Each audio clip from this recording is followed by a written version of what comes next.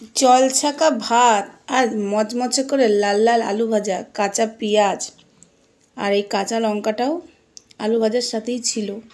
Heavy লাগবে খেতে, বলো বন্ধুরা? একে একে খেতে চাও? চলে এসো।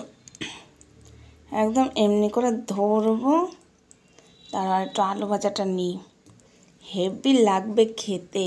ও আমি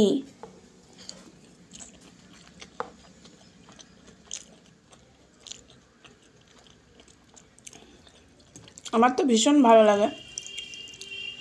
সকালবেলায় খাচ্ছি, যেহেতু আজকে আমি পুজো দেব না, তাই আমি সকালবেলাতে ভাতটা খাচ্ছি।